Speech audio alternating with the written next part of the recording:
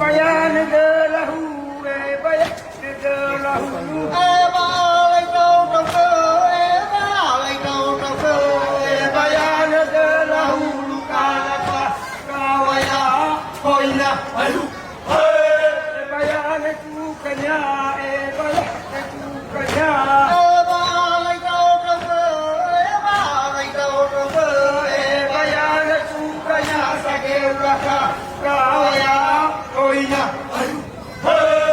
Bayan mata kuki, bayan mata kuki.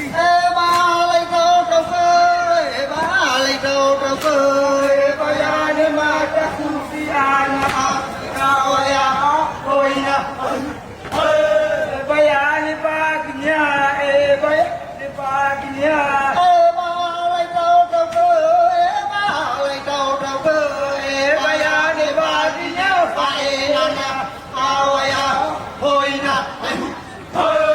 Bayan de mai, bayan de mara.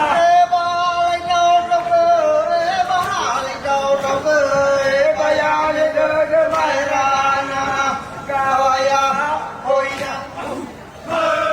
Dewa beruanya ya, dewa beruanya. Ya dewa beruanya kadalaya kawaya hoina. Dewa beruanya ya, dewa beruanya.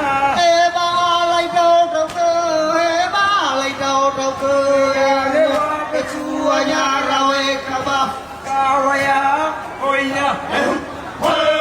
Bayan bahafa, bayan bahafa.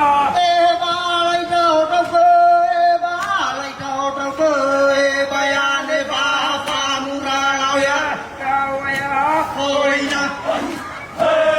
Bayan bisipa, bayan bisipa na.